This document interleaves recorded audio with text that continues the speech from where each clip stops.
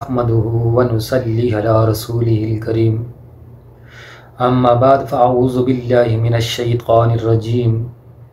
बिस्मिल्लाहिर रहमानिर रहीम।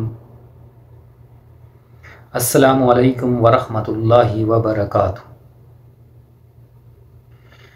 आज मैं इस वीडियो के अंदर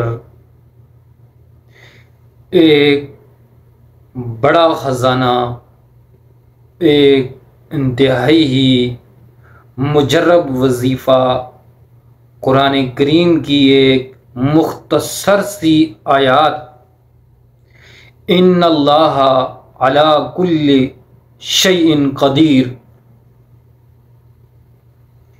इस आयत का वजीफ़ा देने जा रहा हूँ। गौर से सुने और इस पर अमल करें, इंशाअल्लाह ज़रूर फ़ायदा होगा। ये आयत पढ़ने में तो मुख्तसर है, लेकिन इसकी तफसीर, इसके मफ़हूम कई गुना बड़े हैं। और फिर ये जो रूहानियत के अंदर इसका जो किरदार है वो बहुत ही बड़ा है, और रूहानियत की एक तक़वियत, जिसे कहते हैं एक बड़ी कुव्वत है इस आयत के अंदर, जिसके ज़रिए से रूहानियत कुव्वत जितनी भी है वो बढ़ती है और उसके अंदर इजाफ़ा होता है। और रूहानियत के लिहाज से इसमें कई राज छुपे हुए हैं। क्यों? इन्नल्लाह अला कुल्ली शैइन क़दीर, कि बेशक अल्लाह हर चीज पर कादर है।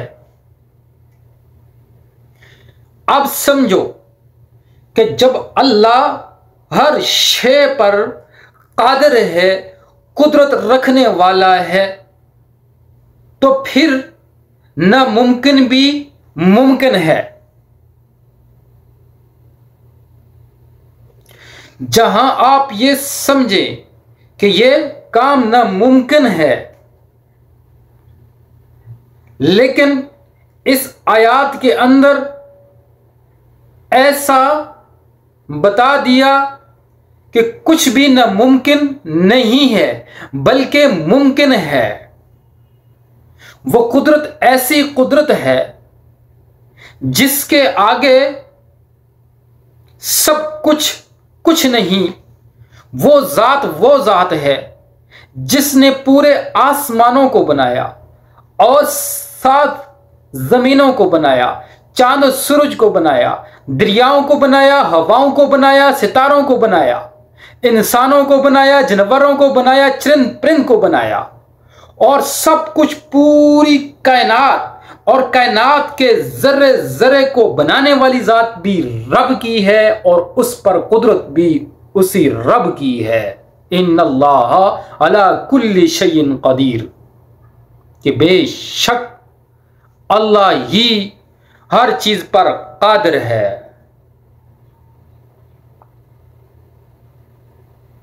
मेरे दोस्तों, इस आयत के अंदर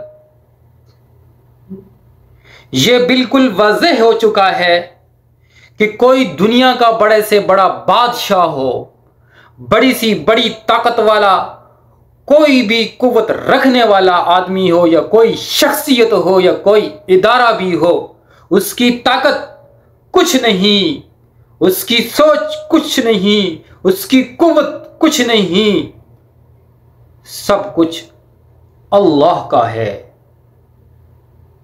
और जो वो चाहेगा वो ही कुछ होगा। कुन फयकून, जैसे वो चाहेगा वैसे ही होगा। किसी की ताकत कोई माने नहीं रखती, किसी की कुव्वत कोई माने नहीं रखती।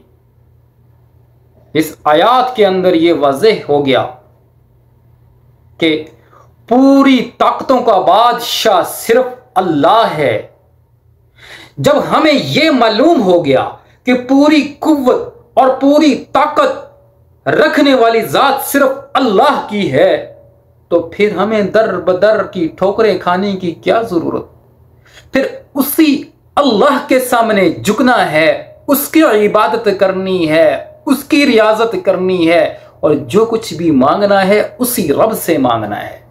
इन्नल्लाह अला कुल्ली शैइन कदीर, जो सब चीजों पर हावी है, हर चीज पर कादिर है, उसी रब के सामने अपनी हाजात को रखना है। तो बहरहाल इस आयत का इंतहाई मुख्तसर वजीफा है जो मैं आपको बताने जा रहा हूं। अगर आप इस वजीफे को कर लोगे तो आपका हर काम ऐसे चलेगा, ऐसा रवानगी इख्तियार करेगा जैसे कि समुद्र का पानी है, कोई इसको रोक नहीं सकता। इसी तरह रब ने इस आयत के अंदर ऐसी ताकत, ऐसी कुव्वत रखी है कि आप इस वजीफे को करोगे तो आपका काम नहीं रुकेगा, समुद्र की तरह चलेगा।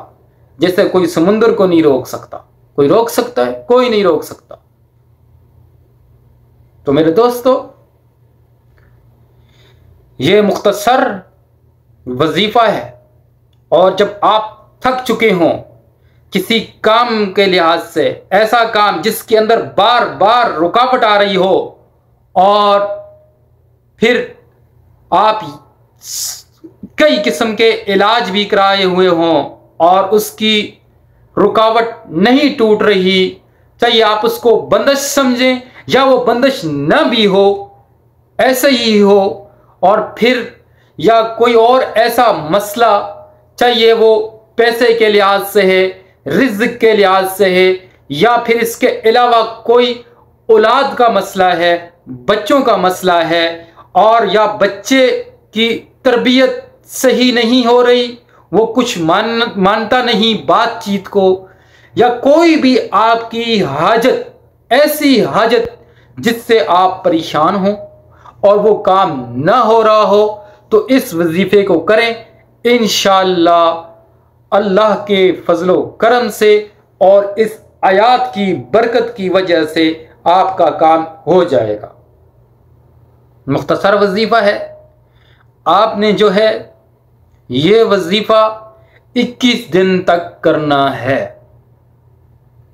और आपने ये वजीफा सिर्फ फजर की नमाज के बाद करना है। फजर की नमाज के बाद का वजीफा है, और इसको 21 दिन तक करें, और फजर की नमाज के बाद जब फारग हो जाएं, वहाँ पुरसुकून तरीके से बैठ जाएं, और अव्वल और आखिर जो है 11 बार दुरूद शरीफ पढ़ लें, और उसके बाद इन्नल्लाह अला कुल्ली शैइन कदीर, ये आयत 111 मरतबा आपने पढ़नी है, और फिर आखिर में 11 बार दुरूद शरीफ पढ़ ले।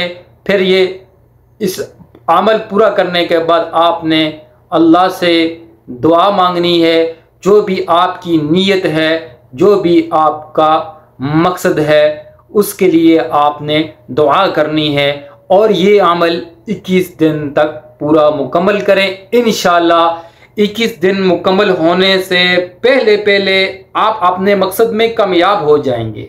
अगर आप अपने मकसद में कामयाब हो जाते हैं तो इस अमल को छोड़ना नहीं है, 21 दिन पूरा करना लाजमी है।